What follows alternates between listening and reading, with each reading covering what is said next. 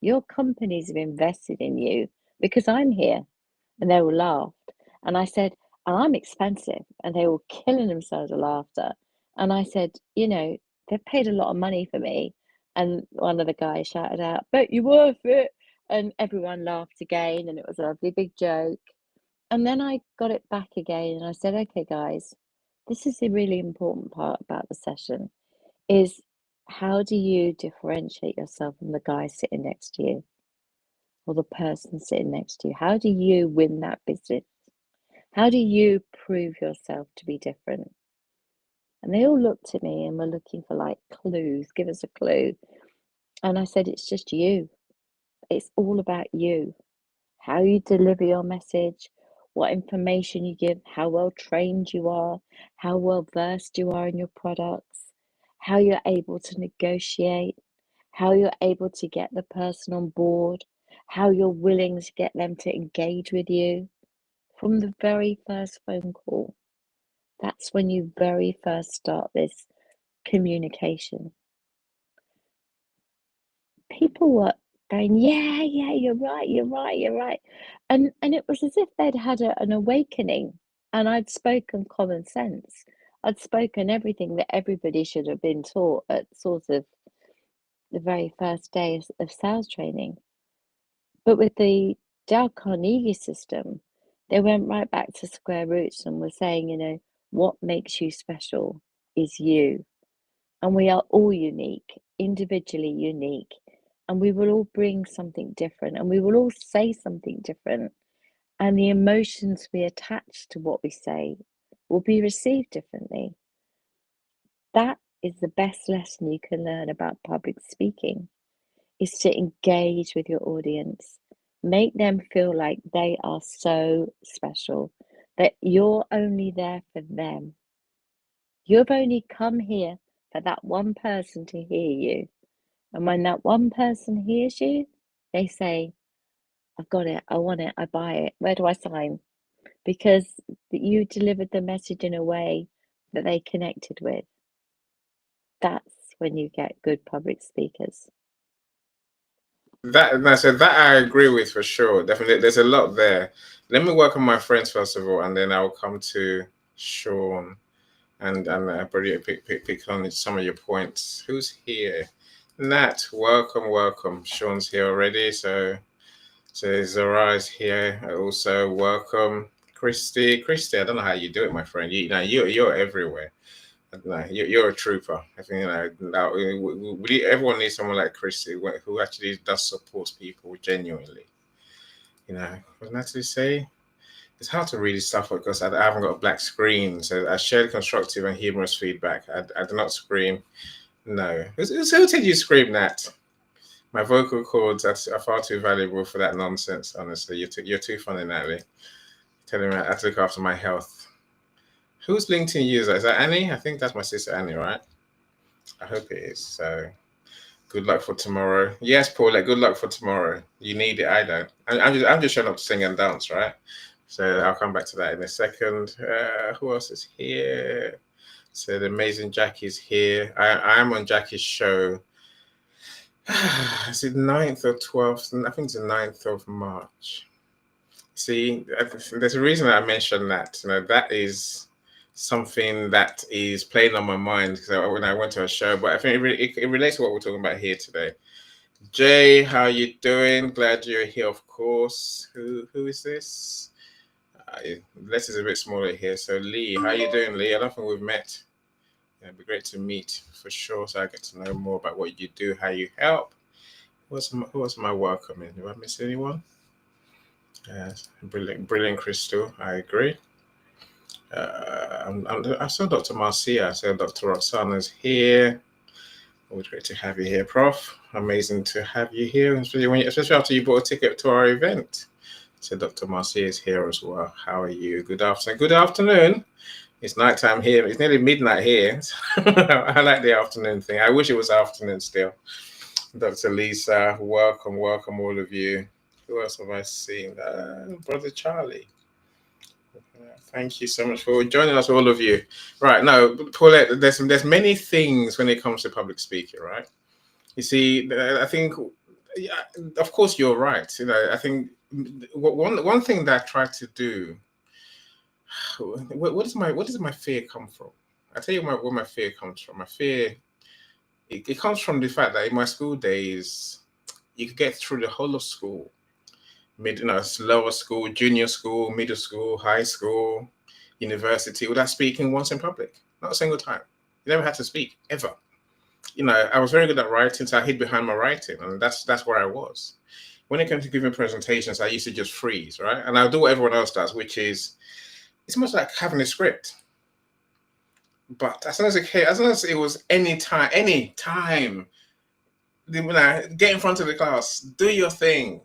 I've practiced. I've got notes. I've got my script, and I couldn't say a word in the script. I just could not read any of it. It was nightmarish. I started sweating because I don't know what I'm going to say. I'm here, and my words just disappeared. And your voice fails you. Everything just goes right. It's like trying to follow a script for a phone call. Those sales scripts. I don't. They tell me to. I never do. Right. I think that that's why I like your point. There's more to it than standing in front of a room saying words. I think it does come down to who you are and your inner self. That's why this room is about being your authentic self in business. Are you a person who's truly confident in yourself, who truly likes yourself, who truly understands your mission, rather than wanting to go out there and speak? It takes all of that. So that's my personal thought. But now I'm sure we'll come back to those points as time goes on. How are you doing, Sean? Thank you for the message, by the way. I didn't know you were there. I'll never have known you were there.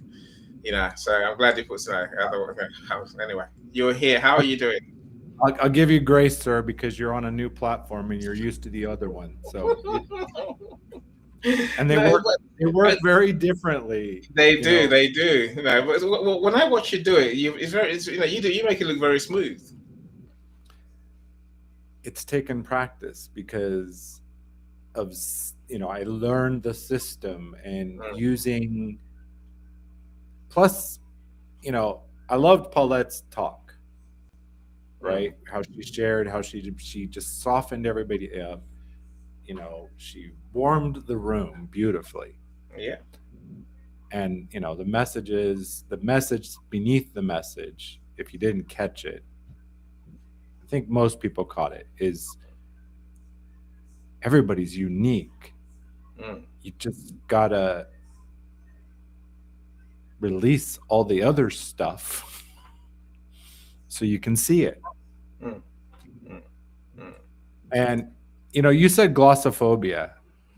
Key point, there's a difference between glossophobia and being fear of public speaking. Glossophobia is like, it's debilitating. Yeah. Totally. Go into full fight, flight, freeze, fall mode. But what I have to say is,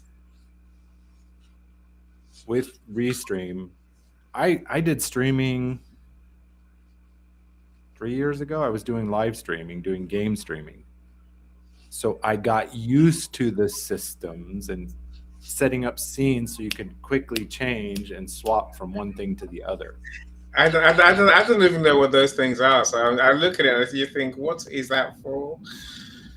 I'll find out one day. It's like, think of it like your PowerPoint, but your PowerPoint slides change your camera angles and stuff. Or really? What? You can actually set it up so one scene is you full screen or your other participants, and then another screen is your full screen share and you're down in the corner. There's all kinds of things you can do. Wow. But it illustrates a great point. Whether you're learning how to use Restream or you're trying to speak before an audience, whether it's 2 or 2,000, it just takes action, right? You said, Annie, you're on a mission to help people. I like to say it this way. I'm not on a mission to build confidence. I'm actually on a mission to show people they already have it. Yeah, true. After years of conditioning. you look at young kids, they don't care. I have an 8-year-old. He dances like nobody's watching, even when mom and I are watching, or the neighbors are watching, in his underwear, and he doesn't care. No hair, no hair comb, none of that. Streaks of food. Think of back when we were kids, before we learned to be afraid of everything. How do we get back?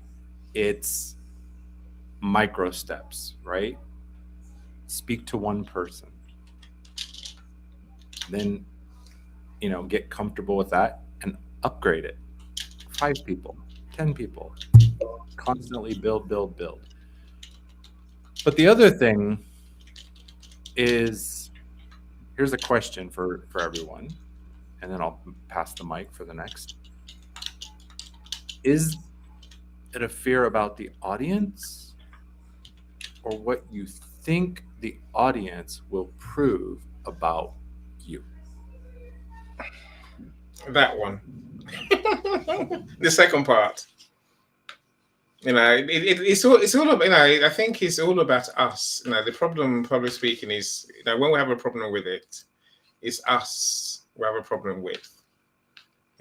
Because yes, they might judge us. Yes, we might get it, but I think we get upset. It's when we get obsessed with ourselves, our ego, how I come across, how I look, how I sound, that we have a problem. I think when you can just let that go, as Paulette said, when you can just be yourself, the audience is not. The audience will they're there to. They want us to do well. They want to understand us. They want to, be on our side. That's my personal belief, anyway. But I think when we go in there, I must be perfect. I must get it right. I must not make a mistake. I must not screw this up. Plus I have to be funny. I have to be interesting. I have to be engaging. It's like, no, you don't. Just go and talk. Just go and, as Paulette said, and as you just said, Sean, you're talking to one person. If one person goes away from there with your message, you've done your job. But I think we have a whole different way of looking at it. That's a mindset trap that we fall into. Krista, what do you think? I've muted you, so I don't know how to unmute you now. Yeah, no, I do. There you go. One thing, when you're public speaking, especially if you're actually in person, do not do what they always joked about.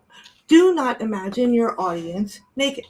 Do not do it. Why not? Do it. That is horrific. Now, when I would practice for my the interview portions of the pageants, my mom would have me do it in a mirror. But one thing that she taught me, and it's been a good thing and a bad thing for my public speaking, is you want them to think that you're looking at them in the eyes, usually. But if you do have that fear, look right above them.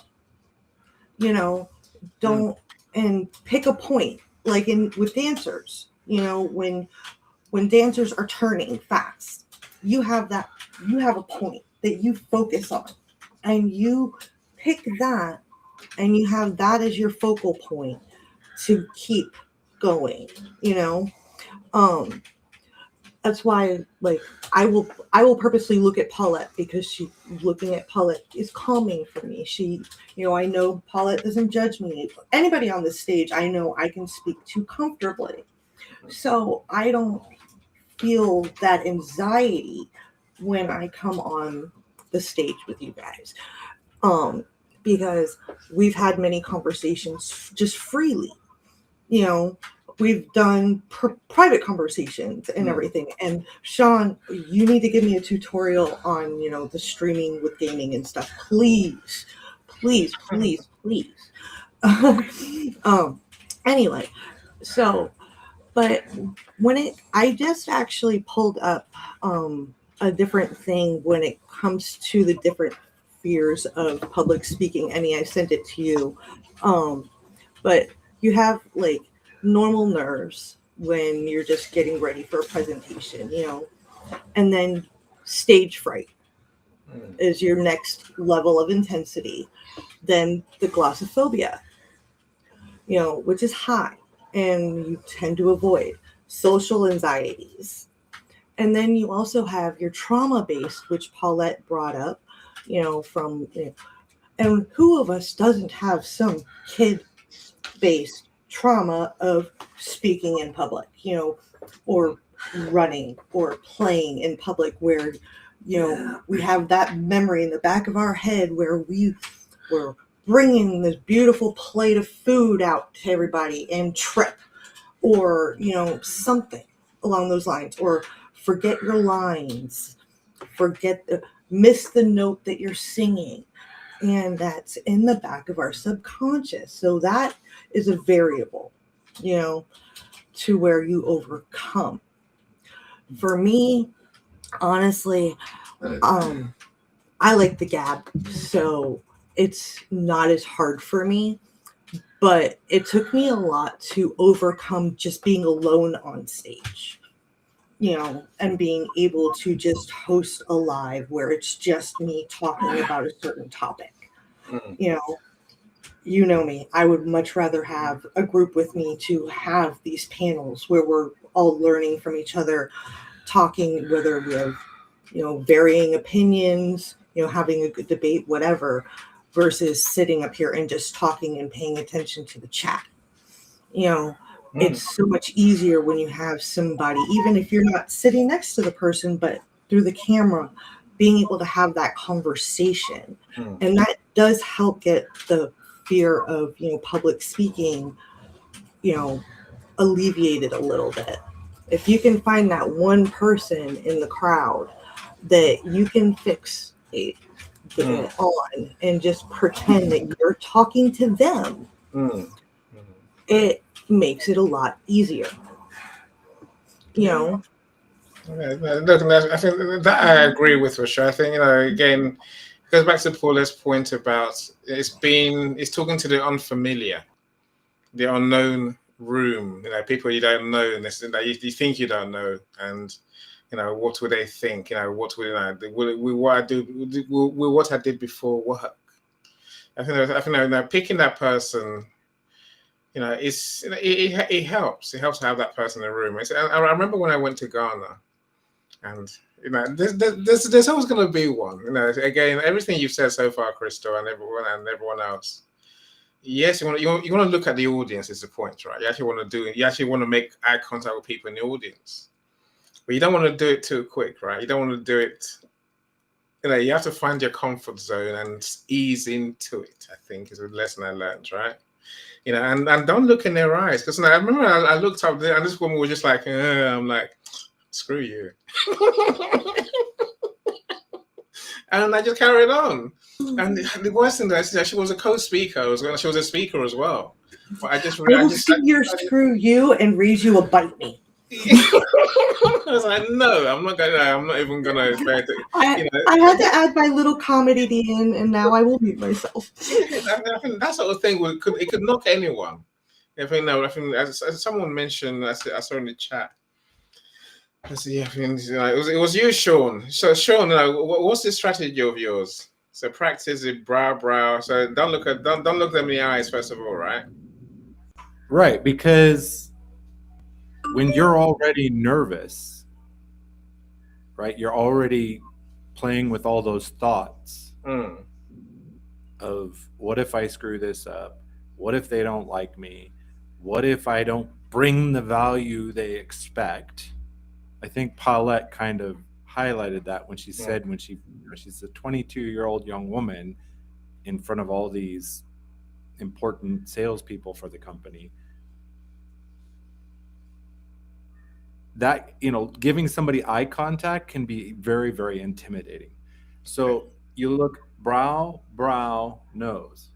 Brow, nose. I like that.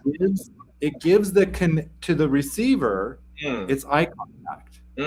But you got a moving target and you're not locking on. And the same thing like what you talked about, Annie. I interviewed a speaking coach on the podcast, and she talked about one of her early talks that she gave, and a lady up front broke down in tears. And it threw her. Like she's like, for a moment she's like, she just froze. She's like, nah, what do I do? What do like my talk wasn't supposed to make people cry, but it does. You know, I was coaching the other day and like we just sat in silence because my client, I could just see it on their face, and I just let it sit, let her, you know, I always heard there's healing in tears. But the brow knows, following that triangle and moving, you know, do it on one person, do it a few times, then go to another person, you know, so you're giving eye contact. So nobody's feeling like, hello, over here. You know? I like that. And really the shift comes when we stop trying to perform confidence. Yes, I agree. And we just focus on serving that one person in that audience that is just dying to hear the message we're going to share. Yeah.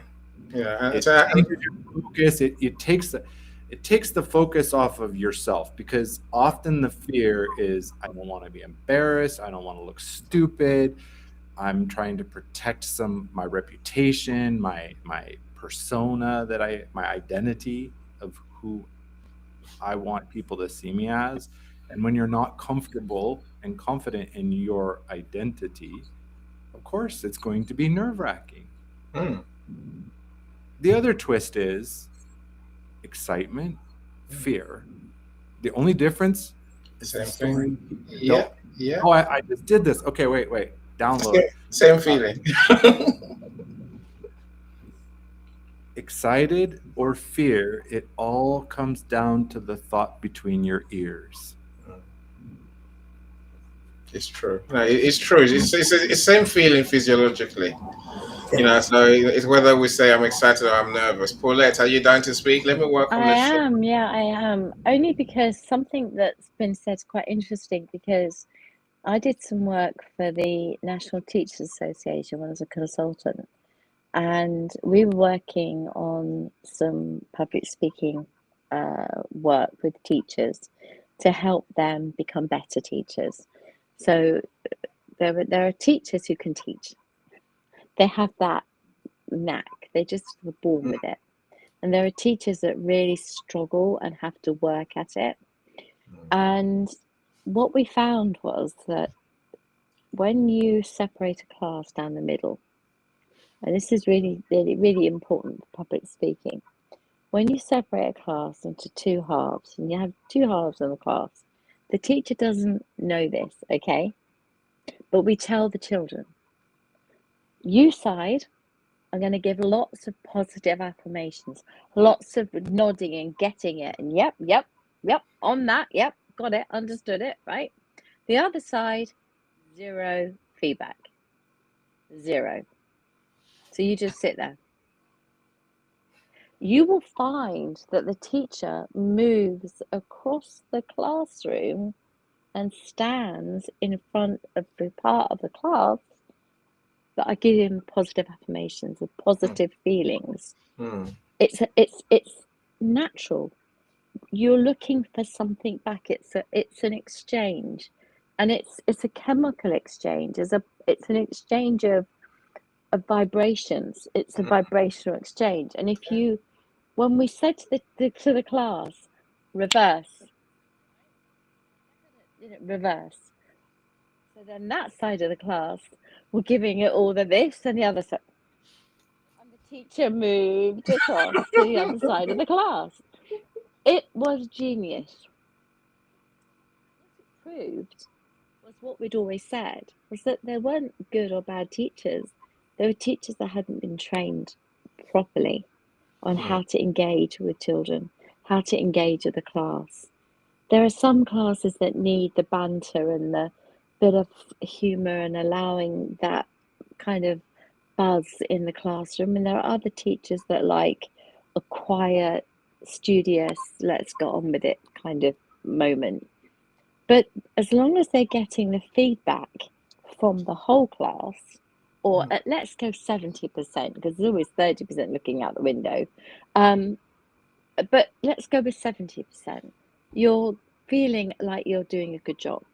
And when that teacher feels like they've done a good job in lesson 1, guess what happens in lesson 2?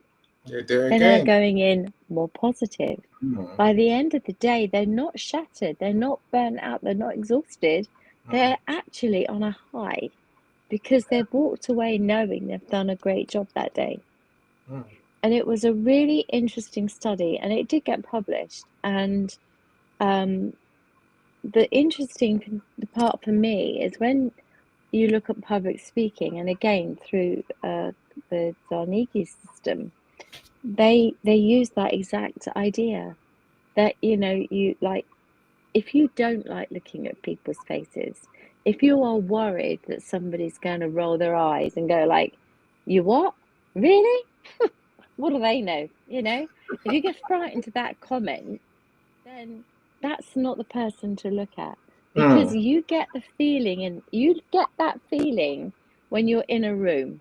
You sense it. There's like this vibrational, what do they know? You get it. You feel it. Whether it's 50, 500 or 1,000, you will feel that kind of humpy noise, or the eye roll. You'll just sense that person. You'll pick them. You'll just zoom in straight into them, and you don't know why it happens, but it's a vibrational transaction. It's so true. What I believe is this: that's negative energy. So what one does is one turns away from that person, and you find the noddy person, the one that's giving you the yes, I agree, absolutely, you're right. Yeah, absolutely. When you get someone sitting there like a nodding dog, you know what you're saying is going home, right? So you focus on the noddies. You don't focus on the eye rollers, because the eye rollers don't even want to be there. Their company have paid for them to be there.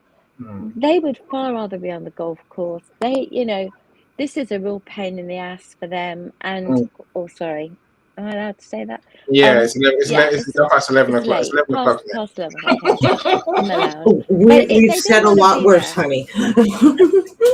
But they don't want to be there. So really, the eye rollers, you focus away from the negative energy. And when you see a nodder, and there will be a nodder, what did I say the other day to somebody, Annie? I said, I will be in the audience nodding away, didn't I? Right?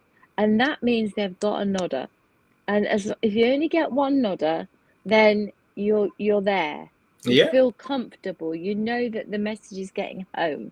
And that is the most important message that I can give to anybody who's, when there is that, especially in public, where there's that transactional negative energy coming across from someone, I just go, whoa, and move away.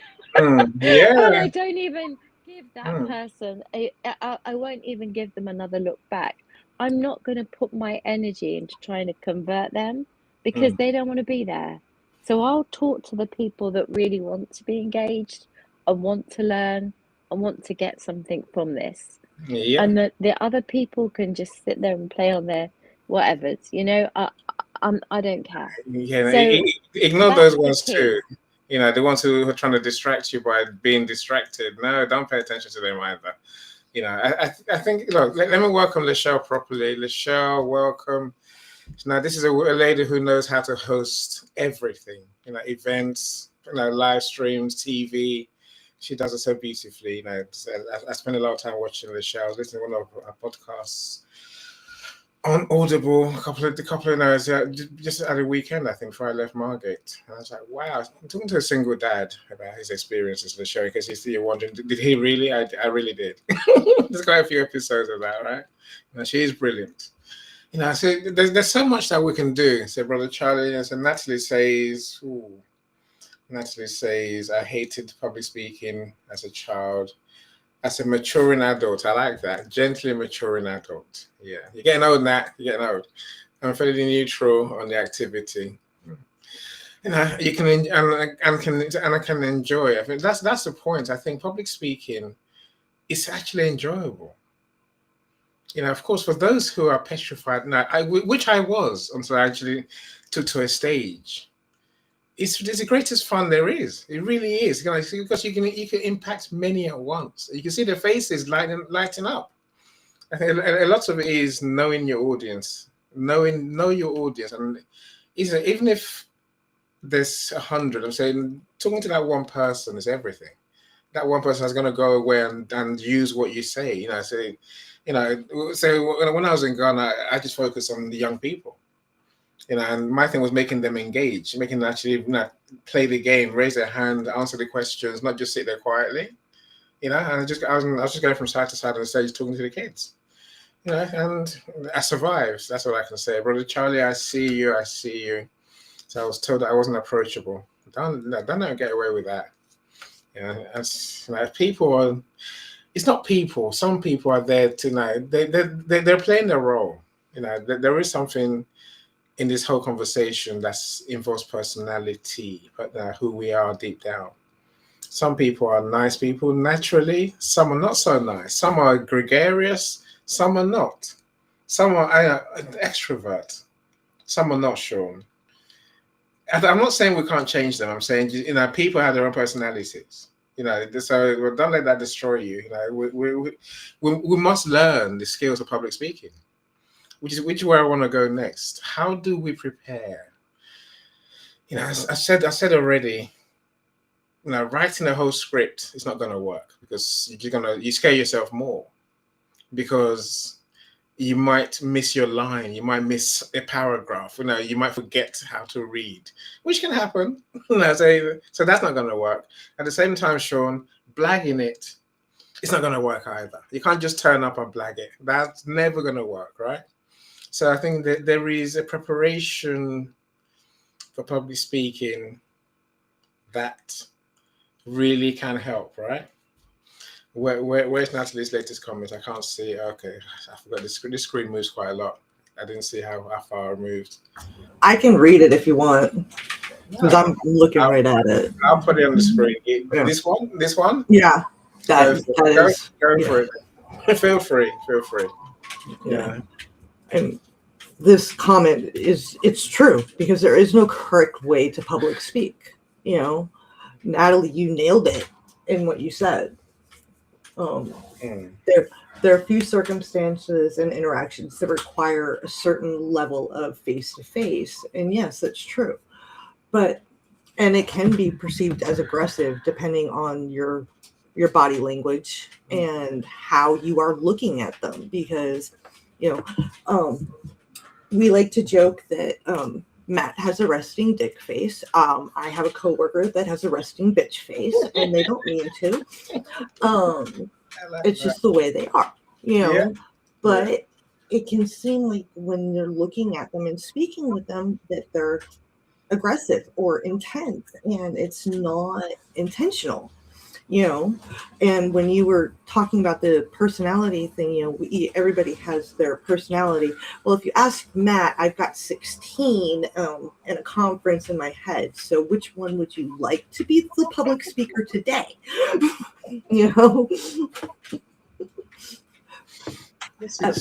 As most of you know, you usually get the comedian when I've got the three of you on stage with me, because the rooms that you create, that I like to create, Sean, Paulette, we like them to be comfortable. So we will make jokes and be silly at times, because yes, the topics we're talking about are very important, but we want our audience to realize that we're normal people who care about each other and, can have that rapport and everything. And so that we seem human, even though we're knowledgeable.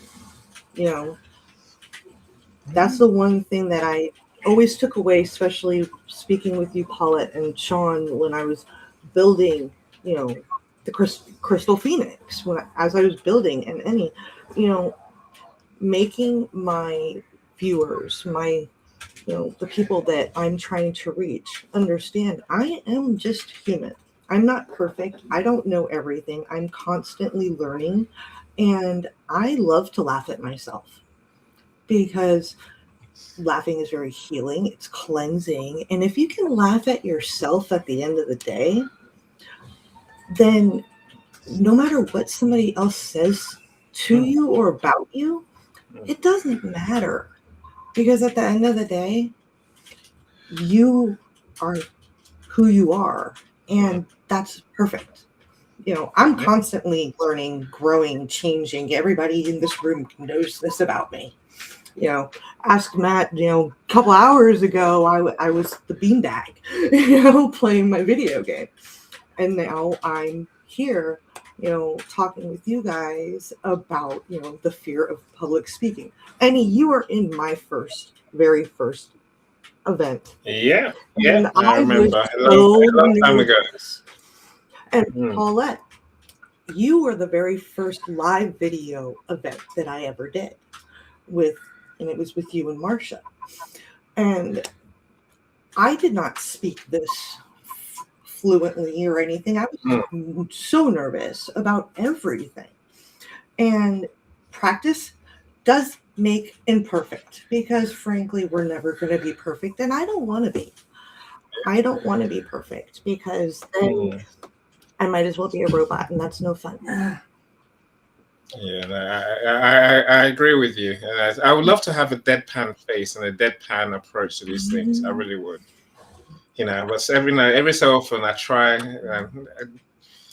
I'm funny, so I try and be funny. But I know, you know, when it comes to going on stage, I'm very careful how much I want to use humor. Because, you know, because in networking events, it never works. There's a room full of 50 people listen to your elevator speech, call it what you like, right? You know, only I would end up laughing at my own jokes. I just stopped telling jokes in public. But I think when you do public speaking, you have to tell someone, you have to make them laugh somehow. Show some personality for sure. Do you know, Sean, can I do? go on, Wait, sorry, I'm going to go to bed, so I'm just going to say one thing about go for it. everything that we're all saying. You know, if someone gives you a snarky comment or a snarky look, we have to just let it kind of like wash over us and just literally just watch it disappear behind us, you know, burn the match and see it go. It doesn't matter, it's gone, you know. The most important thing is that it's impactful. Whatever you say is impactful. So that means someone goes away going, that has really made me feel a certain kind of way. Even if it is something that seems to be common sense, even if it seems to be obvious to everybody else in the room, but to that one person, it was impactful, then what you've done is you've done what you were meant to do. Now, when we had the audio rooms and we'd have like 80 or 90 people in the room, I used to use my mouse and I used to literally go around the room and say hello to everybody, but kind of put my mouse under them and sort of say hi, as if they were there, because all you could see was like the little face kind of thing, right? But I would go around and say hello to everybody as part of my like starting of the mental illness rooms. And, you know, sometimes there'd be 80 people and you'd be like, for goodness sake, you know, you can't do that. It take a while, you know. And I'd be like, but everybody feels so welcome. And now we find with these rooms that we're doing now, where it's audio and video, there's a lot less people come up on stage. There's a lot less people are prepared to go on camera. There's a lot less people are willing to put their head above the parapet. But that's not me being critical. It's not a criticism. I understand you probably do enough of all this all day long and you don't want to do it maybe, or it's just not your thing anymore. But in the audio rooms, we used to have to sort of think, we can't have 20 speakers. You know, we've got to sort of say to people, well, you spoke last week, so we're going to kind of like leave you off a bit and kind of go with this view. Because we used to, didn't we, Annie? We had 20 people wanted to come up and speak because it was audio room. Yeah. And then yes, it became video. It changed. I think video, by showing people's faces, puts them it's closer to a public speaking scenario than audio ever was. Of course. You know, and many people feel genuinely threatened by, you know, they get the same feelings, similar feelings. as they would go. If you say go on stage, they Exactly. would literally freeze, and they Whereas said no. before, it was like being down the phone. It was just Mm. like being down the phone before. They couldn't see you, you couldn't see them. Well, they could see you, but there was no. They couldn't really I see couldn't, you. Like, I they didn't couldn't know if see they your were real in their time. underpants dancing around the Yeah, kitchen no, you or don't. what they were doing. They just happened to be on the online with us. Mm. But suddenly there are less people coming to the rooms. Number one, number two, the people are less likely to come on stage, even if it's a really important topic, because they don't want to put their faces on it. And I get it.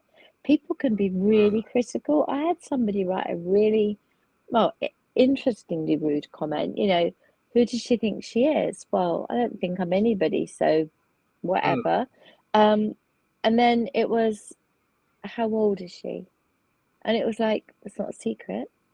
Ask me. What was her point? It was about you saying about I had a glow up, or someone said she's had a glow up, and that meant that something had happened to me. So I'd gone off and been really ill, lost some weight, put some makeup on, and apparently I'd had surgery. I don't know what I'd had, but whatever. It was not surgery they thought I was having. I had half my stomach removed, but it wasn't for the reasons they thought, and it was very, very funny. And for me, it's not personal. I don't care. I'm an open book.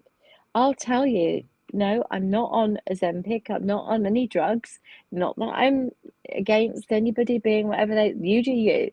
But I thought it was funny that they took the time to type this message to me about what was my glow up.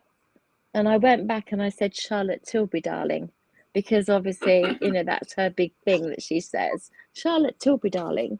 So I just went back without being sarky. And of course, over their heads because they didn't get it. But for me, I didn't retaliate. I didn't make a snotty comment. I said 61 and going strong, glad to be here, and left it. And then walk away. You don't have to get into a fight with people. But that's the negative energy that I would like to just go, delete, block, gone, bang. But I'm learning to try not to do that because I don't think that is a great way to be. But it does happen. And you do find yourself wanting to do that more and more with some of the comments. So that's all I would say is, for me, understand that there will always be somebody out there who's got something about you that they don't like. They don't like your hair, they don't like the colour of your skin, they don't like the colour of your eyes, the glasses, the clothes you wear, what you say.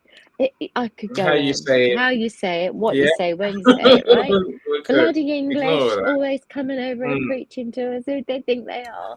I'm like, whoa, I'm not preaching. You come Cool. into the room, right? Ignore that. Ignore Well, that. then don't listen to me. That's how I feel about it. Yeah. You don't like what I'm saying. You don't like how I look. You don't like Swipe don't left. Don't come to my channel. That's as simple as that. We call them trolls in YouTube land. Yeah. And honestly, it's like obvious. Something about me is making you listen. So you are actually getting something out of this, but you don't like that fact. So you're going to do this, and I'm going to do, excuse me for a second, I'm going to do this because I don't care. Don't do that on stage. Don't do that on stage, whatever you do, right? Try not to. But I mean, should you do that? Should you do that on stage? Is a question, Sean. I've never. I was gonna speak up. Yes, I don't recommend this. No, I won't actually. But when I have trolls, that's the one good thing about my mods. I do have moderators for my YouTube channel, and when I'm doing an important live, I will set them up to be there. And if I've got a troll in my chat, they're booted. They are removed from the chat and they are blocked. So I am figuratively giving them the finger by saying, bye-bye. Don't have to literally do it, but by saying, I don't need your negativity in my world. So you don't need to Right. be on my channel. And I think all of us on stage here, the fact that we're on stage showing cameras after you just had that big long discussion about how people don't want to come on camera, which is why, like on my live, I say, look, I'm on camera because I'm trying to be present here with you.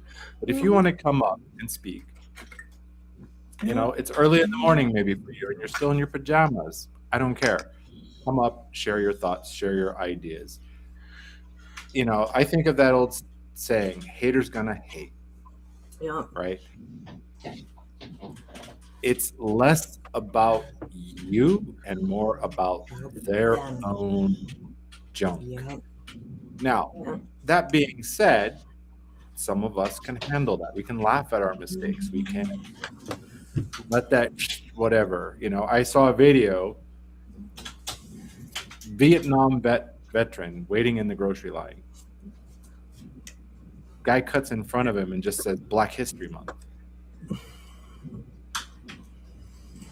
Now, when I'm used to looking at like Black Friday, videos where people are attacking people over a TV that's on sale, this old man just tells them a joke and introduces himself. He stayed calm, cool, collected. Not everybody can do that, but I think the key thing is you use your mods, block, delete, boot them if necessary, especially because I've seen some of these rooms. There's people that have come in and really stirred up a lot of yuck. For sure. But I was thinking of a story earlier and I can't remember what it was. But on your topic of personality, how do you think you're going to show up on a live video like this, or on a stage, if you tell yourself all the time, I'm not really a public speaker? I remember the story. So I was a commentator on somebody else's live summit, and one of the speakers was telling a story of how she actually became a public speaker. And somebody one time said, hey, how did you become a public speaker? She says, I said, I'm a public speaker. And they're like, no way. She's like, yeah. Yes way. Yes way. I'm a public speaker. And then the opportunities came and she lived into it. And that's powerful, right? If you go into it with this, you're preparing to feel safe, you're preparing so you're not going to feel afraid. That's a different perspective than if you're going like, I'm preparing so my message is clear. That it's going to reach somebody and change their life. Yeah. Even with our quirks. I remember telling my wife, I'm going to Ghana. She said, what for? I said, to go and speak on stage. She's like, but you always stammer. I'm like, not this time, and no, I didn't stammer. I think, it came from telling myself, Sean, I'm a public speaker because I speak on stages, right? Put me on stage, I'll speak.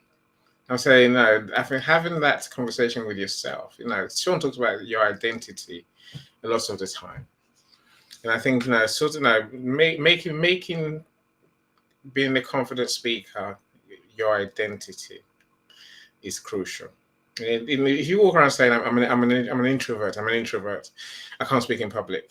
I did that long enough. It doesn't help at all. It holds you in place. So there's something that our friend Bro Charlie is saying, which I agree with. It says, patronize before you criticize. Yeah. A lot of people do come to criticize you rather than patronize. They want to come and criticize us, and they're not willing. They have no intention of paying for what we do. I say ignore. We have to learn to ignore them, right? If someone's paying my bill, if you're a customer of mine, I care what you say a bit more than someone who's not paying my bill. If you're not paying my bill at all, I will as good as ignore you. As good as. I say even when people are rude in our comments, for example, or at my events, half the time I don't even notice. I'm just like, right. I'm in any little happy world. So I just ignore them and just bypass them and just carry on. So I'm just making the point that we're saying I'm a public speaker, making that your identity is crucial, right? It's crucial to do what we do. That's what Charlie said. Some people are sharp as a bowling ball. That's not very sharp. Charlie is just keeps making me laugh. It's oh my god! I know. I keep reading the chat. I'm like, okay, I need to turn my camera off. But I will be back in about 5 minutes. I need to go feed and water chickens and get eggs. That's all right. We don't want the fox getting your chickens. Yeah. It's a fine time thing, right? I used to have chickens, so yes. I know you have to go and do it before you get. When eggs are $5 at least a dozen, and we get between 10 and 15 eggs a day. Wow, you must have lots. How many chickens do you have? You have many. We have, I believe it's 12 in the small pen, wow. And then we have about 8 older hens, and we're hatching 12 eggs because it's almost Easter, and the nephews, they're 6 and 4. They love watching them. So, yes, go do what you have to do. Yes, hopefully we'll still be here. I have to, go feed some chickens. Thank you. And I love you guys. If you are not still on, because it's cold. I have to bundle up before I get out there. You do. So, no, thank you. Thank you for joining us. Thank you for sharing. Always. Thank you for inviting me, and I can't wait to see you. Thank you for buying a ticket. Thank you for buying a ticket. Now, so that cheers me up. Yes, I did. I did get my ticket. Yeah, I know. Don't worry. Don't you worry. I see everyone has bought a ticket. I see everyone. But I haven't gotten my email, which kind of worried me. So it's coming. Why are you worried? Well, I will send you a message if I don't have my email with the link tomorrow. Everyone's gonna get the email. I'm waiting to see how many who has to be on the list, who's bought a ticket. I don't want to send 3 emails. Through those emails. Okay. I will send you the screenshot of my ticket if you want. You do that, my friend. Don't you worry. Your ticket has a Zoom link on it, right? Your confirmation has a Zoom link on it. I never got the confirmation. Okay. For some reason, my email didn't go through with it. It's fine. You with the workbook and with your link. I promise you. Thank you. So Natalie does say hit the nail on the head, Crystal. Yeah. I saw that. I commented. You still remember, your shares of mindfulness Mondays, which are coming back apparently. So look forward to that for sure. Let me show a video quick before we'll carry on, my friends. Paulette and Sean, I guess let's go to top tips. I think, and I want to know top tips because we have 6 speakers tomorrow. I'm sure there'll be many more as the months go by when it comes to author speakers conferences. So I would love to know what your big tips for our speakers are. Let me show this quick 3-minute video about public speaking, and let's see what we can learn from it, if that's all right. Sean will say there's a better way to do this, and you could easily have lined this up on the scenes thing. I have no idea what that means. I will learn, right? How do I lose that comment? It's still there. I'm trying to get rid of it, but it's still there. Okay, get rid of that. Yay. Okay, now we'll go to my graphics, find my video, and then play my video. Video clips. Okay, here it goes. Arises from 2 primary sources: your personality and uncertainty. Let's start by looking at personality. The truth is that some people are more comfortable in social situations, whereas other people are less comfortable in those situations.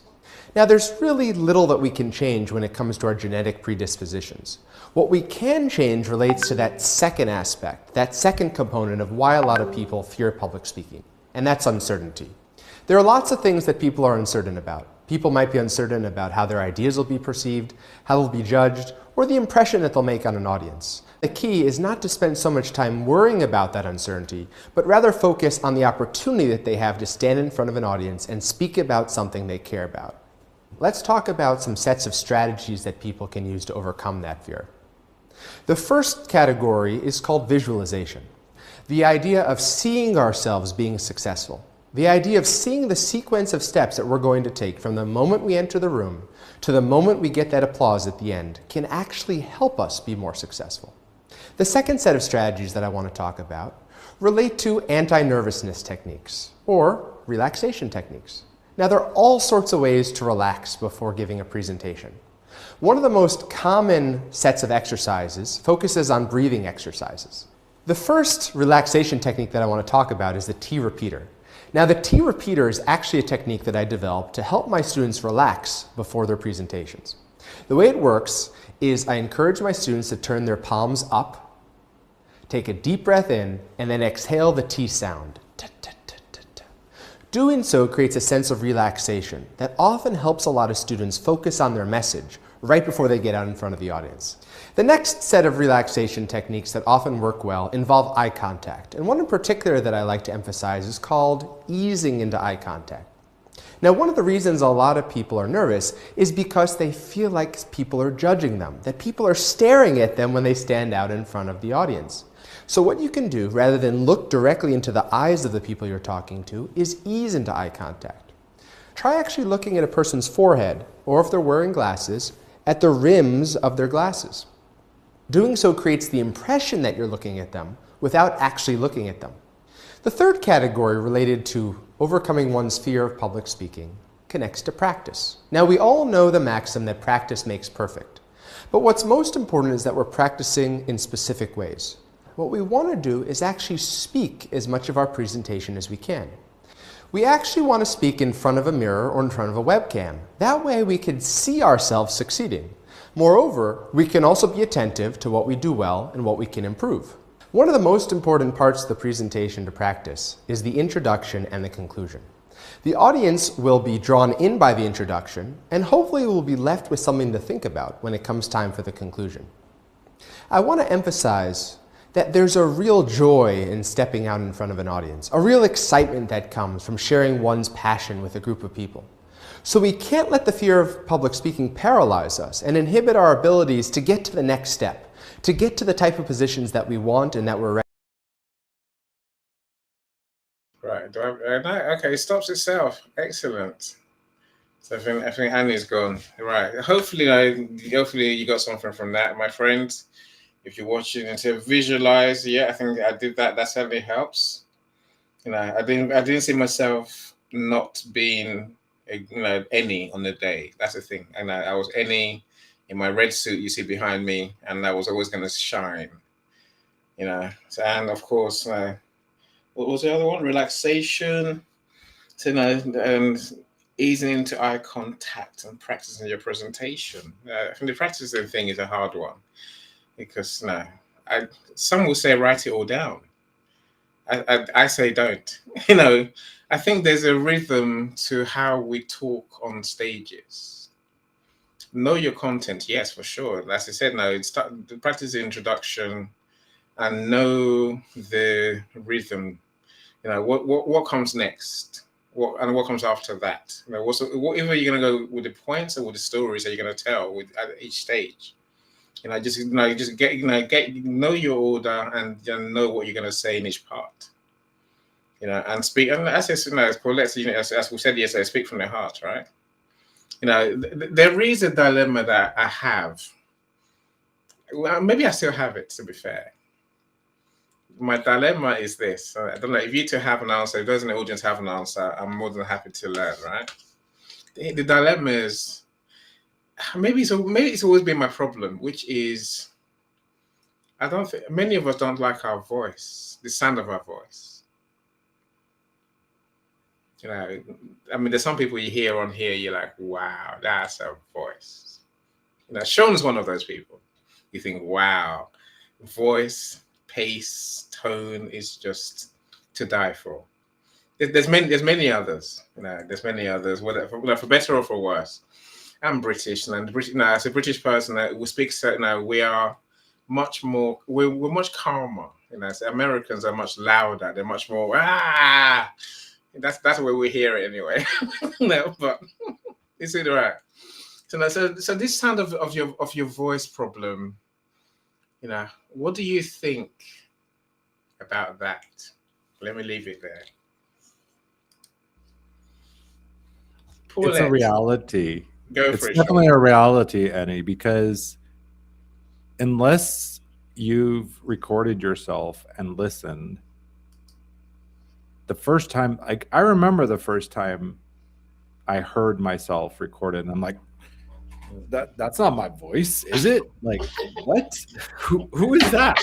That's not me. Because it's physiology. We hear our voice in a different manner. The world hears it. So the first time we record it and we hear it the way the world hears it, yeah, it's going to be a shock. I appreciate the compliments, Annie. Over 300 podcast episodes. Yeah, I've refined my voice a bit. And my side gig, the way I'm earning besides coaching right now is I talk to people all day from all over the world, coaching them on English. So yeah, I get a lot of practice.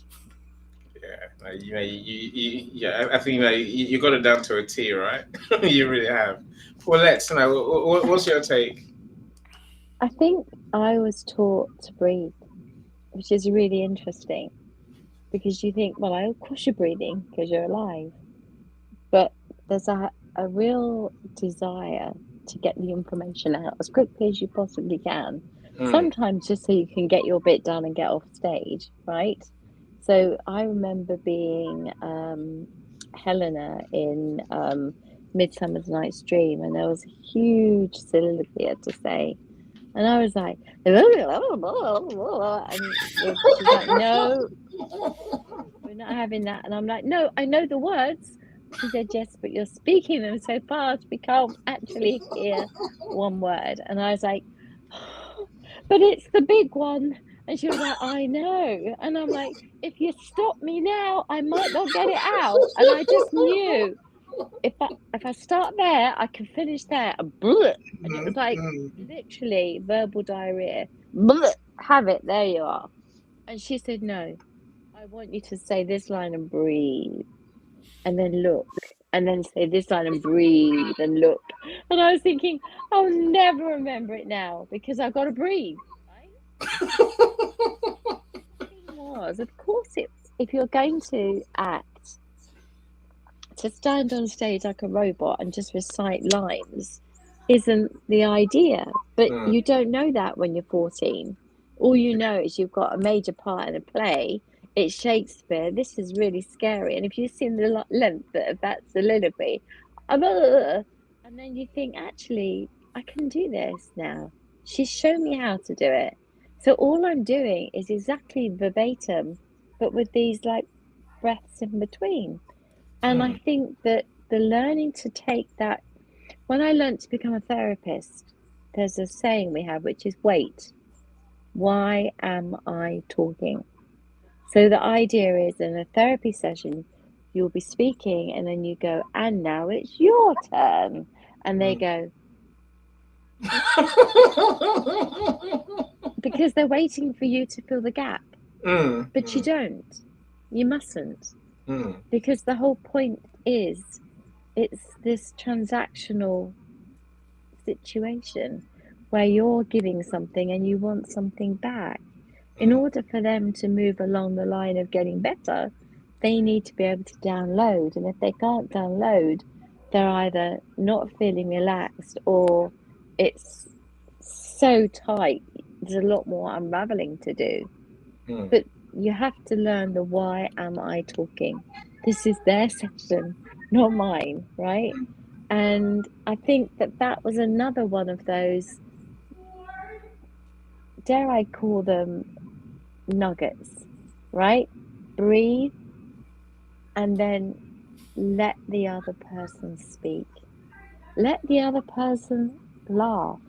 There's no point making a joke and people are laughing, but you're carrying on, Mm, right? mm, Because you've got something to say and you're desperate to say it.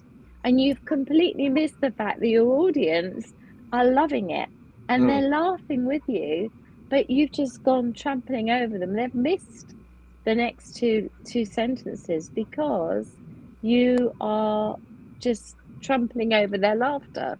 So mm, the idea, like if you're a comedian, you are taught to say a joke or say your funny line and then wait for the laughter.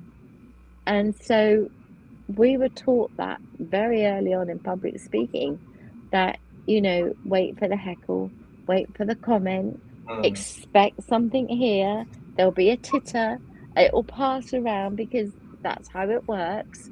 mm. Somebody will giggle or make a little noise, and then somebody else will snigger, and then before you know where you are, there's a little bit of a belly laugh, and then you bring it back, and off you go again. But you have to give them that opportunity to be part of what you're doing Yeah. and not trample over it. Does that make sense? Makes perfect sense. I think it's a breathing part, right? We need to actually, it's it's not a rush. I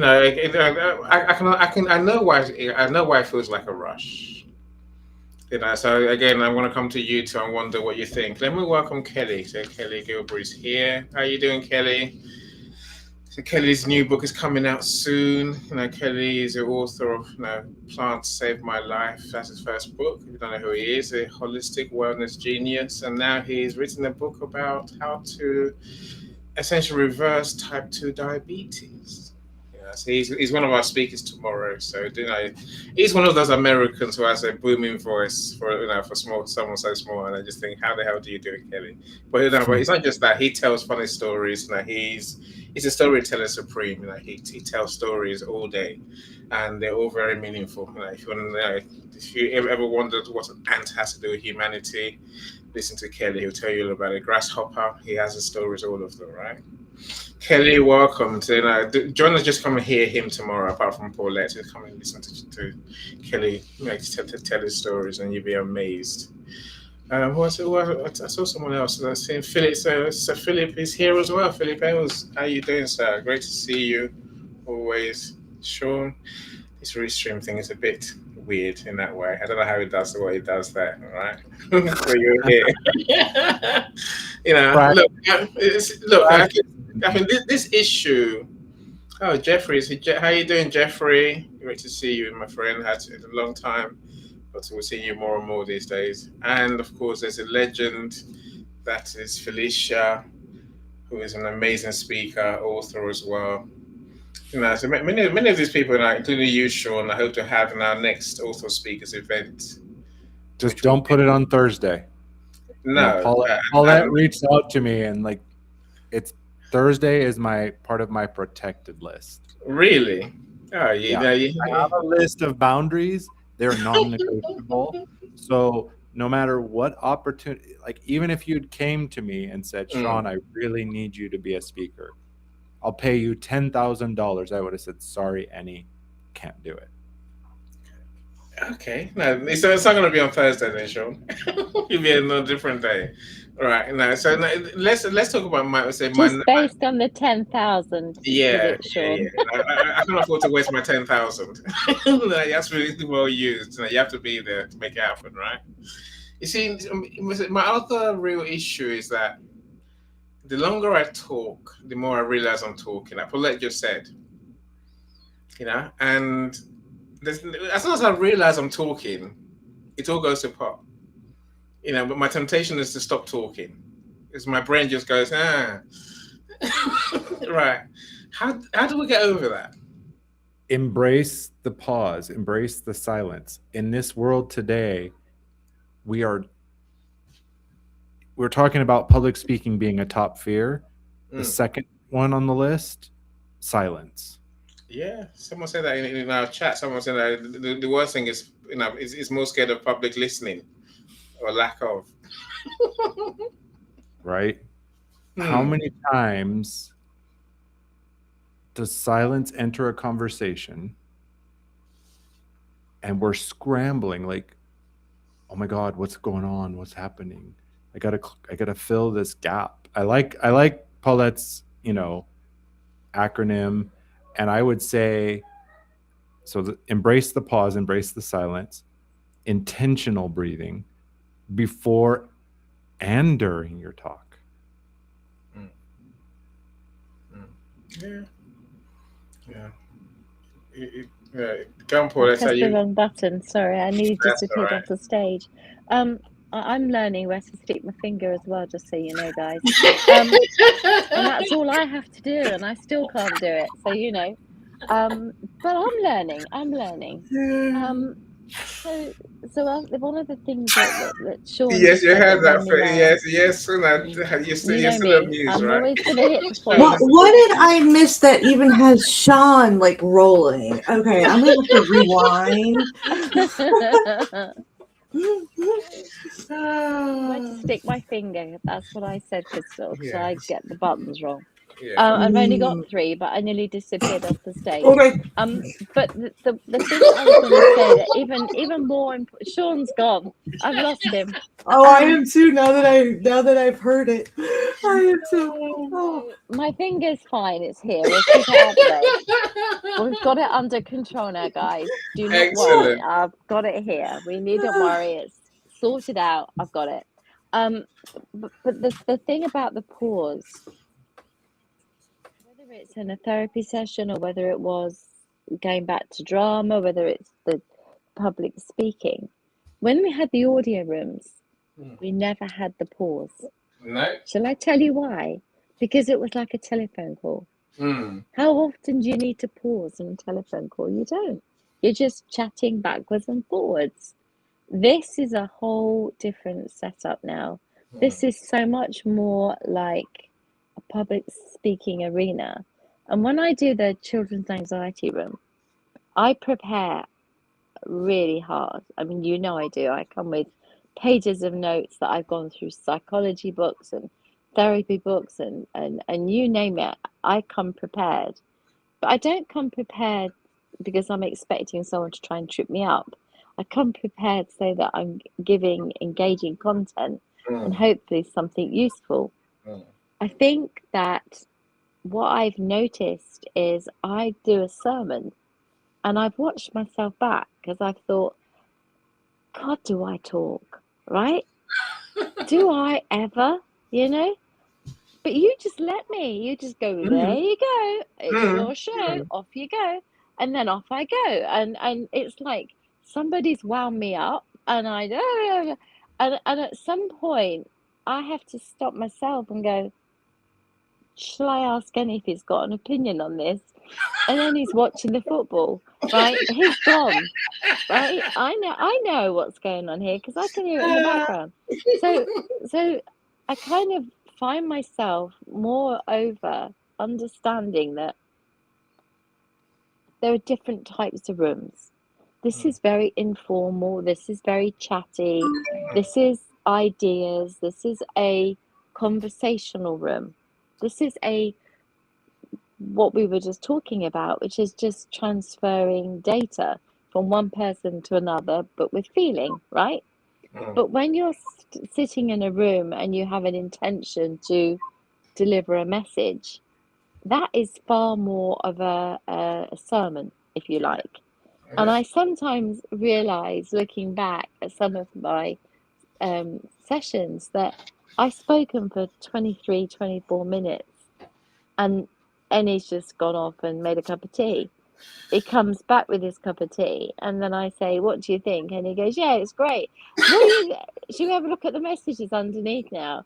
And I could kill him because I know damn well he hasn't heard a word I've said, right? He's gone for a wee, he's gone for a cup of tea, he's probably checked the score. I understand what's going on now, Mr. Enio-san. But the key, you're giggling away back there, I can hear you. The point, I know the game is up, but the point is, as long as that 23 minutes of sermon had value, that's fine, right? That is fine. It's a lesson. I'm trying to teach something or explain something. That's fine. But I never ever want someone to say to me, like I've had, does she ever shut up? And I'm like, okay, go back and watch it, right? Mm. Was there any point where somebody tried to come up on stage and join us? Was there any point Yeah. when anyone made any effort? And there wasn't. So what do you do in that situation? Please talk. Eddie's Please gone off talk. to make his Please talk. tea. Carry on Carry on. talking. Yeah, talk. And You've it's not gone your off show and made a too. cup of tea. Yeah, sometimes I'm there, man. I'm just there. But if no one's on stage to break up the conversation, then you can talk away. See, and I feel you guys feel that way about me all the time. Does she ever shut up? No, but you're sure, and it's your show, but you haven't got a co-host either. We've got a show half the time.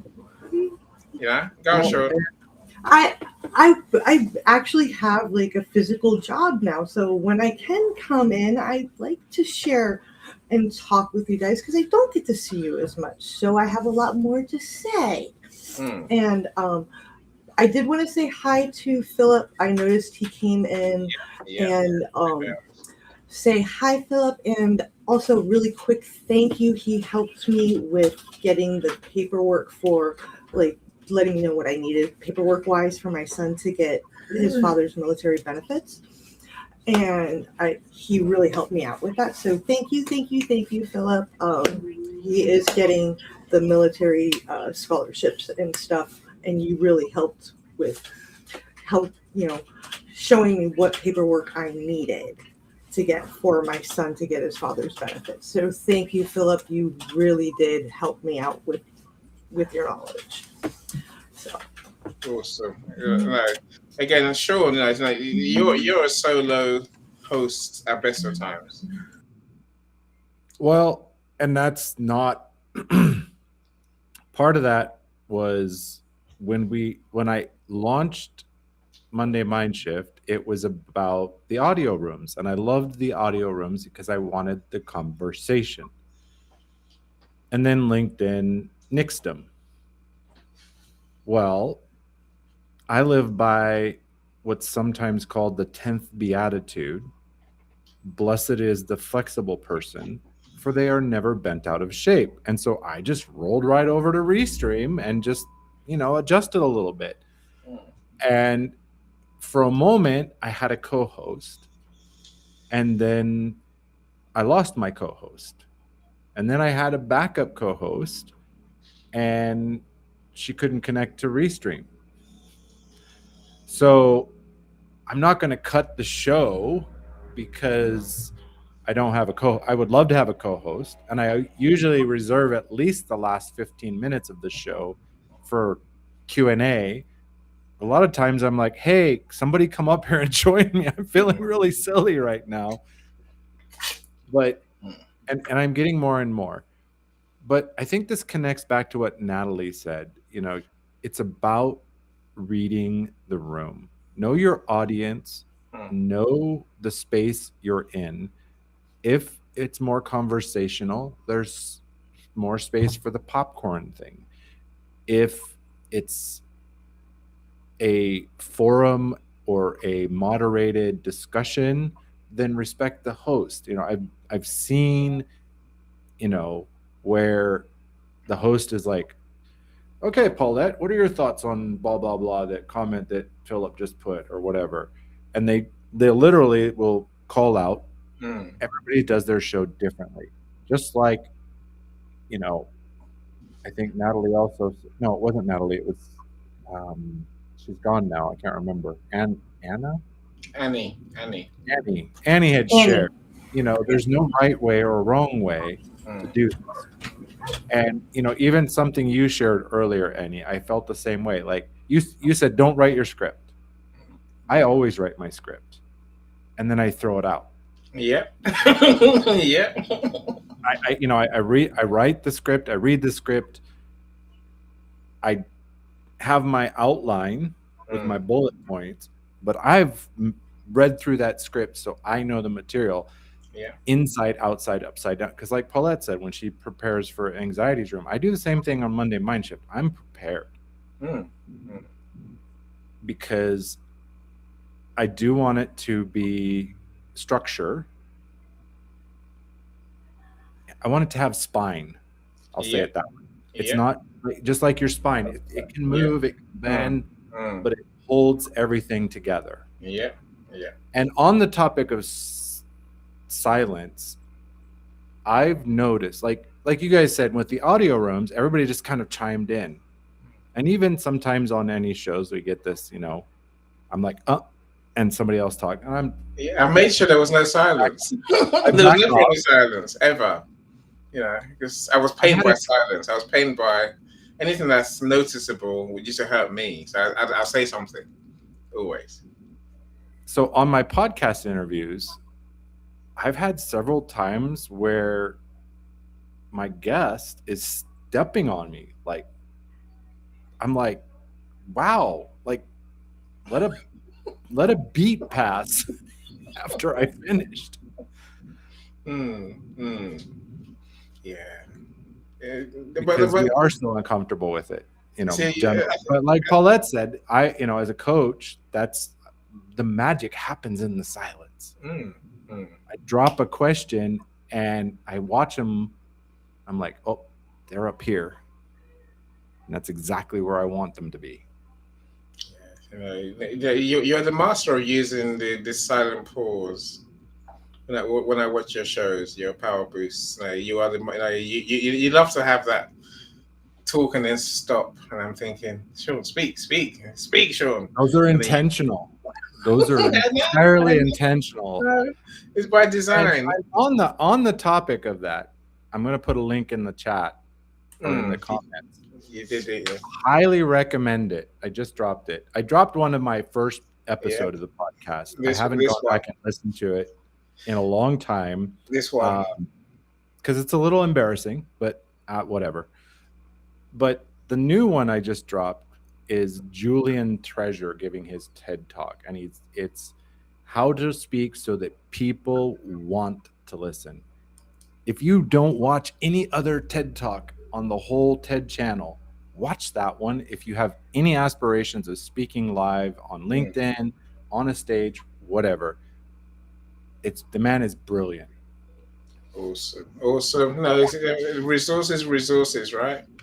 We've got quite a few today, and there's many tips. I think, like all things in life, public speaking, you're gonna have to get into it.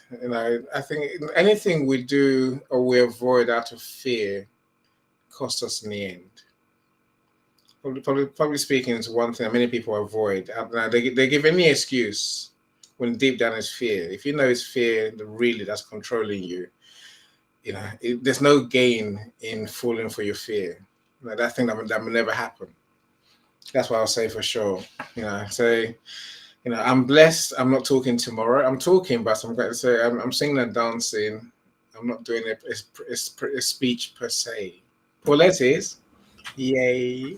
And Paulette, Kelly, my other amazing speakers, and the mission is what it is. It is to remove that fear that people have. Now, if I can do it for one person, just one person, I think I've done my job, right? I think everyone can speak well on stage. I don't think you can get past the work part. As Sean's mentioned a couple of times, we have to do the work. You have to do the work. Know your stuff, right? Know your stuff. Paulette knows her stuff. She's done this so many times. She hasn't even got to write anything down, but I know she'll still write something down. But know your stuff. There's no other way. And I'm all for practicing what you're going to say, even if you're going to change. But the thing I would say, Christy, if you want to jump in after this, is simply don't change your message because if you come tell them what you come to tell them, you can adapt it a bit. You can adapt how you say it, but don't change your message. I was always guilty of that. I go networking. By the time you've done 50 pitches, 50 and elevator pitches, called 1 minute, 30 seconds, whatever you call it, right? I would change everything. That practice at home will suddenly change, and when it came my time, I just couldn't remember. I didn't know what I was going to say next. I just did not know what I was going to say. It's like, damn, and you've done it again. Just so stick to your message. Know your core message, and despite as Sean calls it, and deliver your message. Work on that. Deliver that. Don't make it longer, make it shorter, but literally deliver your message. Don't suddenly get nervous about what you want to say because of what others have said. It's easier said than done, I assure you. Crystal. Something else very quickly. Don't feel free to jump in. The one thing other that I've noticed is when I've followed people, or people have followed me, either way, whichever way in the sequence it works, you notice a bit of plagiarism. So what happens is not plagiarism of what they're saying or the message, but the way they deliver it. Okay. Right? So they actually mid coming on stage, they watch the person before really get a great reaction. They change their body language, they change their stance, they change how they deliver it. And I think that is magic, watching that happen when I've seen them in the pre-run, when we've just done the mic up and made sure that everybody can hear everybody and we all know what we're doing. And they spoke in a completely different way. And then when they followed somebody that had really warmed up the audience and the audience were really engaged, they came on completely different person. And it's magical to see that. It's like someone just on fairy dust and they've become, and what I say is they've stepped into their power. They were always meant to be that, but they didn't believe it until they saw it happen for them. So why can't it happen for me? And they stepped into their power and they delivered. And I think that is a very important thing as well. The order of things, how people, the nervous people will be like wanting to get it done, get it finished, get it, get their soliloquy out as quickly as they can. They'll be like me and my Helena in Midsummer Night's Dream, desperate to get those words out because it's nerves, right? The more confident people will take a bit of time over it. But gradually you'll see they'll all warm up, right? But if you get a real, come on guys, get into it and all this to start with, then you're going to have a real reaction from the Brits, right? The Brits will be sucking it up. They'll be scary people, scary Americans shouting at me. That's what we do. Hey, I am not a scary American. I am a quite cute one. You're not. You're a cute American. But what I'm saying is, there are some scary Americans who shout. You'd like a feral badger, Crystal. Yeah. Auntie, you remember our dear friend Anka, right? Well, she's actually on my channel right now watching, but she has a question for you. In April, on TikTok, she would like to be able to read your Jack books live on her TikTok.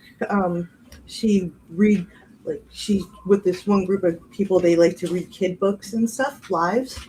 And so in April on her birthday, she wanted to know if she has permission to do your books live. 100%, of course. Absolutely. Say that. But you knew that before you asked. Oh yeah. Otherwise, I wouldn't have asked publicly. But you always got to ask, right? Yeah. But I wanted to, ask. Yeah, respectfully, yes, please. Yes. But I need support for your books, and we love your books. Thank you. And when she does do the TikTok lives, I will send you. I don't know if you're on TikTok, but I will send you the link so that you can watch it later. Or if you're awake. Thank you. Because she tends to do them kind of between 8 and 9, EST. So that's kind of late for you. So you'd be able to be team replay. But yeah, it's really cute what they do. But since you were right here, now I love you all, but I am gonna go eat my supper, and I know Miss Paulette needs to get some sleep. Yeah, I agree with you. You know, we're all about to go, so you know, I don't like to keep you too long. I'll keep you longer than I thought I would. Sean, you know, I can, you know, Sean's thinking. I can hear it from him. You have a thinking face, Sean. We know this, and it's very lovely face. It's not like stern or anything, but you do have a thinking face. So yes, we are aware. Give us your pearls of wisdom. Thank you, So, Chris. there was two things. One, I appreciate the speaking from the professor from, I think he was from Harvard. But I have a challenge to something he said. When he said part of the, you know, he said the two sides, right? And one of those, there's really, it's just genetic predisposition and there's not much you can do with it. Now, that is a common belief that your genetic predisposition is just, you are who you are. You are the way. This isn't to discount trauma response, high sensitivity, etc. Yes, some people are a little more sensitive in certain situations. Some people have higher baseline arousal. But it's incomplete. Yeah, I agree with that. Because we have to look at temperament and our genetics or our predispositions as a starting point, not an end point. Right? If you've heard anything from Dr. Bruce Lipton and Biology of Belief, he's done so much about how genetics, it's not cement. Right? Yes, there's switches that can get turned on and turned off, but your habits, your thinking, there's all of these factors that can turn those on and off. It's not like you're guaranteed that you can never public speak because you're highly sensitive or you're socially anxious. And the second thing,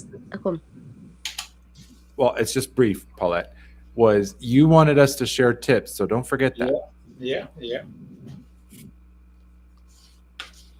Just gonna go, but I was gonna say the reason I wanted to jump in when you did, Sean, was because what you said about the predisposition, right?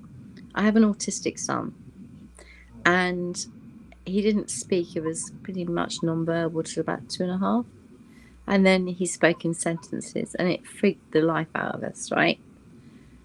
He could tell the time at 4, literally. It became like the learning went from, it was always going on, we just didn't know it was going on. It was being filed, ready for when the time was right. And what I wanted to say is that, you know, people say autistic people don't like standing up in public, they don't like being public speakers, they don't like the eye contact thing. But he's not great at the eye contact. He tends to do we did the same thing that you just said, the triangle. He'll look at the forehead, but people think he's looking at them. But he's not great at dead eye. But that's fine. When it comes to schmoozing a girl, it might be different.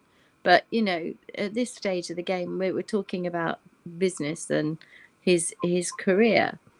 And the reason I brought it up is at 14 years old, he won the debating competition, right? Where you had to stand up, debate, argue the point. Everybody got given a country and you had to talk about their whatever it was, you know. And he got China, and everyone went, "Oh, Ben," and he was like, "I know." And then he read what he had to argue against, and, you know, oh, how can I argue with that? You know, he had to argue for young children working. That was his argument why they were.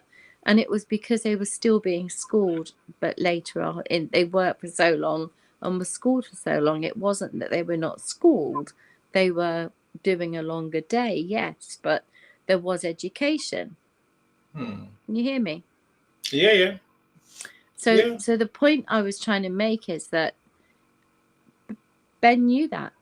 He just happened to know that information because he'd read it somewhere. So when he came into that room with that particular, other people could have been completely lost. But he argued the point till everybody was like, okay, well, they're being educated and looked after and this and that. We can't really argue. These children can do things that with their fingers. They're able to make woodwork things that we would even dream of, because we're not craftspeople anymore. They have skills that in the sewing and things that we just don't have. Now, is it right or is it wrong? Do we agree? Do we not agree? The point was, it was a debating competition, and I said to him, he had the gavel and he was so proud of it with his name on it and everything. And all I said to him when he brought it home, how did you feel? He said, I felt like I'd proved something. I said, who to? He said, to myself. I said, what did you prove? And he said that nothing is as scary as standing up and arguing something you don't believe. He said, because he's such a moral person and such a ethical person, that for him to argue for something he didn't actually genuinely believe in. And he said to me, I couldn't be a solicitor or a lawyer, Mum, because there's no way that if I thought someone was guilty, I could defend them. I'd be like, I'm sorry.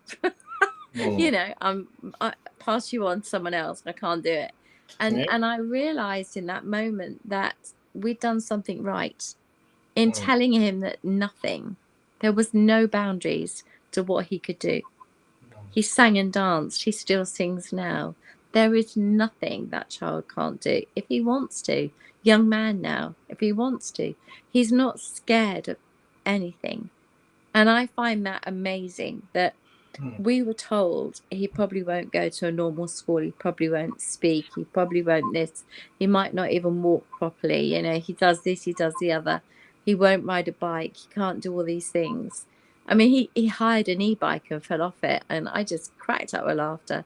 I was like, says you're right, if you want a bike, ride it. The point I'm making is that this is about public speaking. He was 14 and he was able to fight his fear and fight his moral judgment. There was two fears. One was going against what he believed in, and two, to actually stand up and speak for it. And I think that was the reason why he was so proud of himself. So if at 14 years old, a child with autism can stand up and do it, I believe that we can teach anybody to do anything. Yeah, for sure. Again, Sean, you're on mute. So I will say I agree with you, Paulette, in that it's just so much easier when you're talking about something that that you're passionate about, that you believe in. I think anything else means reading a script. So you have to know, because when I said don't wing it, I said that if you know what you're talking about, if it's your thing, if it's your area of expertise, your vision, your goal, your solution, your creation, all those things I think we can talk about till we go blue in the face, right? I can talk about all day basically. If it's something that if you're trying to wing it, you get found out, and maybe rightly so, you should feel nervous. If you don't believe in it, then do something. Be like Ben, do something else. Don't talk about it, right? Go on, Sean, please. Yeah, I have a question, because you said he fought the fear. Can you ask him, did he fight the fear, or did he just yeah, I see you, fear, and let it go? Because that was one of my tips. Don't fight the fear. Or I've seen he did exactly what you said. Don't feed the bears. It says don't feed the fear. Yeah. If you try to get rid of fear, it locks in. You actually engage with it. What you should do is actually engage with it. Okay, I'm afraid. I'm gonna go out. Exactly. That's exactly what he did. And he also said that when he was having this moral dilemma, which I think is a lovely way to put it. I'm having a moral dilemma in the middle of a debating competition about what I'm asking to be debating on. The fact that he couldn't believe what he was saying, but he was still saying it to get the point delivered, I think is like the double whammy. It's not only letting the fear come in and say, hi, yeah, I know you're there. I see you, but right now I'm busy. I'm carrying on. And then actually being able to override the story that's going on in his background, which is, I really don't believe what I'm saying. I really don't, you know? Well, and I would say in that moment, because he cleared the decks of his mind, and that actually might be a gift of his autism, is that he was able to clear the decks. Because I've had it happen where something comes out of my mouth, I'm like, where did that come from? I didn't read that in a book. Diarrhea of the mouth. It's when you're I connected, resemble that remark a lot. you know, you're connected to the deeper mind, the deeper consciousness that's outside of ourselves. And I would say fear is created in the moment, right? It looks real, it feels urgent and real, right? I hate that old saying, false evidence appearing real. No, it's real. Yeah, it's real in the moment. 100% real. But here's the reality. The thought is the movie. The consciousness is making it, your consciousness is making it feel real. It's activating all of those systems in your body. But the reality is, especially today, we're reacting to our imagination Yeah. in real danger. When we see that, it starts to soften. And when we realize that our thoughts, like this is scary or whatever, that they're weather. And the weather changes. Yeah. Everything that you're saying about fear and everything, thanks. Now I want to go watch Children of Dune. You know, the big line in that movie that always sticks with me is, fear is the mind killer. Let it pass through you. And I'm just thinking about that scene when they're in the Thumpter flying in Children of Dune, and they're laughing because they're about to get eaten by a worm, and the twins are laughing at their stepmom saying that phrase. So thanks, Sean. Now I have to go watch that movie for the probably 10,000th time. But it's true. At least you know what's coming. You know what's going to happen, right? Yeah. So it's fine. You know, don't be too afraid. And that's what Overwhelm is also the feeling of overwhelming fear. To me, feel the same. You know, I was terrified for my event on Valentine's Day and feeling very overwhelmed and a little bit of imposter syndrome. Can I really do this? Even though I trained my whole life for it. You know, that running that kitchen is in my blood. It's what my dad trained me to do and everything. And I sat down, washed my face, and I was like, no, just, you know, embrace it and do it. And we rocked it. You know, Matt racked the grill. I was able to get everything out. My team just worked like a glove, and we'd never worked together like that before. You know, it just went beautifully because I did not embrace that fear. I just said, no, I can do this and it will go well. And you know what? We sold out, and I'm being allowed to host events all summer. Whatever my twisted little mind can come up with. You know, Crystal, your confidence, your confidence in that moment. You said the team had never worked so well together, right? Well, we've never worked together, period. Like, well, they picked up on everything that you gave out, right? It's about the energy again, the vibrational energy. You gave out that positivity. We're gonna wing this, or we're gonna make it happen, and it's gonna be a great event. And Matt's got the grill, and we're all sorted. There's nothing to fear here. And they picked up on that and ran with it. Yeah. And I think that's really important as well, in whether it's in business or public speaking or whatever. You give out those positive vibes, they come back to you. You know, you give out sort of like the fear that you talked about. They'd be thinking, oh my gosh, she doesn't think we're going to make this. She doesn't think we've got enough food. It's not going to go round. We're going to have people hungry. You know, there'd be all kinds of fears going on in their minds that would be planted that were not even relevant. So your positivity shone out, and that went through the group.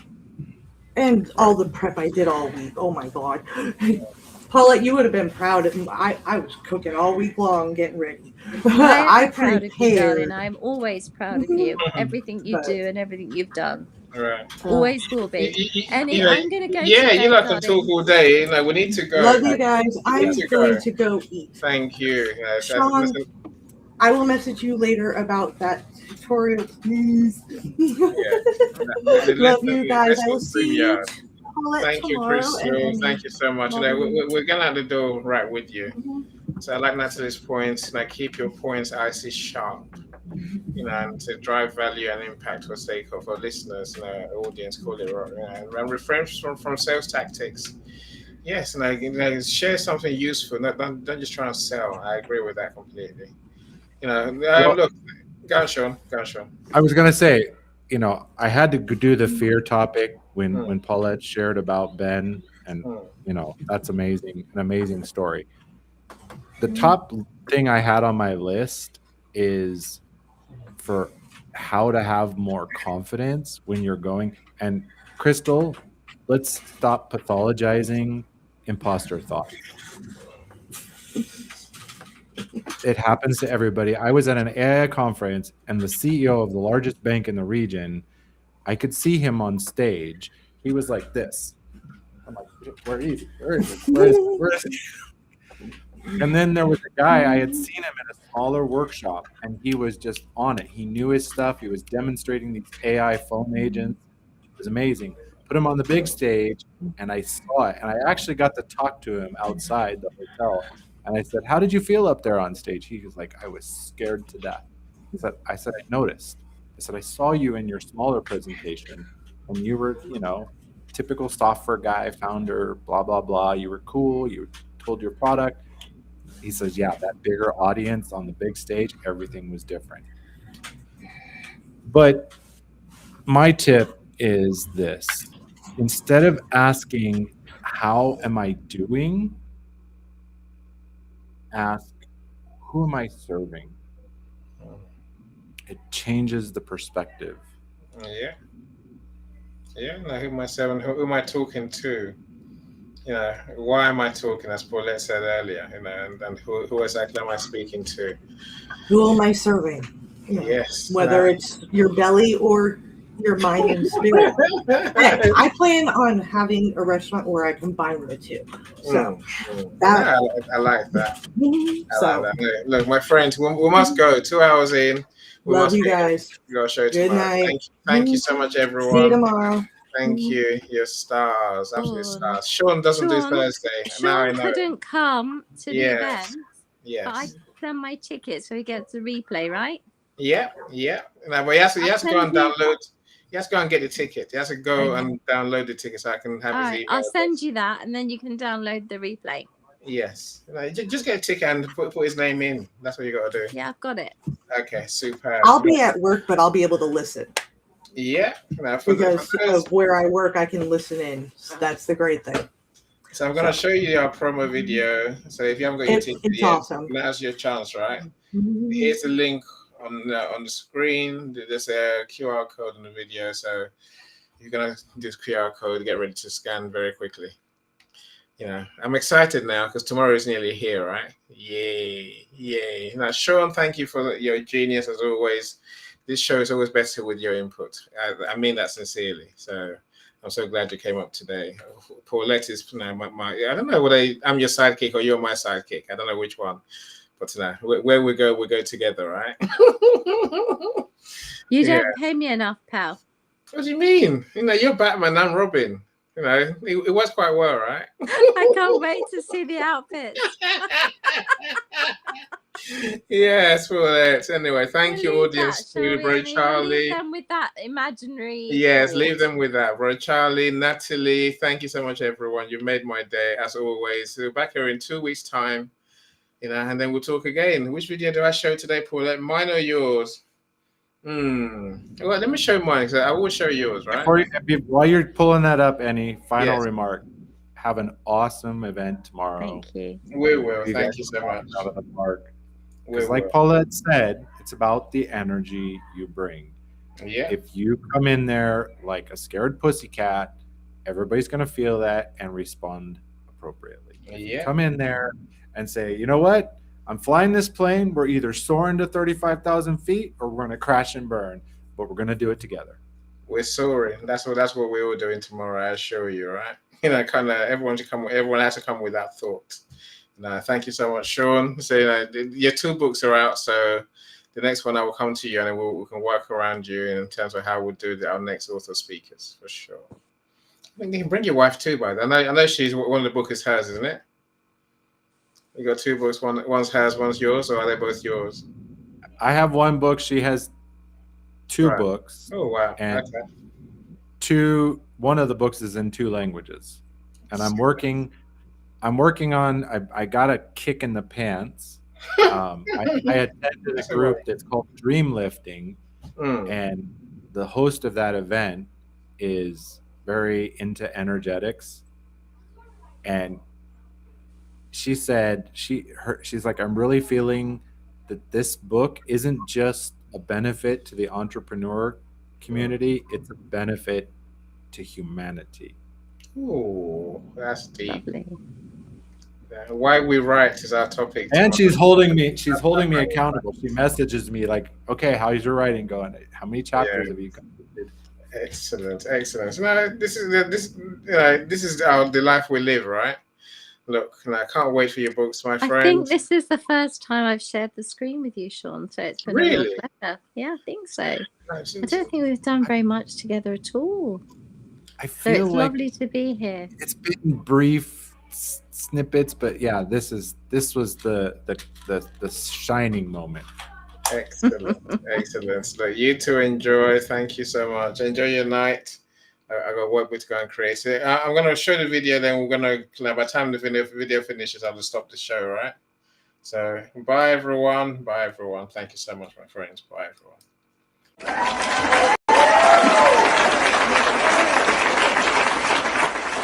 Stop whatever you're doing. Time to go and buy your ticket for Author Speakers Conference on the 26th of February. See, we have 6 amazing authors, all award-winning authors. We're going to be on stage to share their stories. They want to inspire you. They want to, of course, you can learn from them, and they also want to entertain you. Yeah. Don't hesitate. You know you want to be there. So find the link to buy the tickets, which only cost £10, somewhere around this video, and buy your ticket today. You don't want to miss out. Come and get strategies and insights to transform your life. That's what Author Speakers Conference is all about.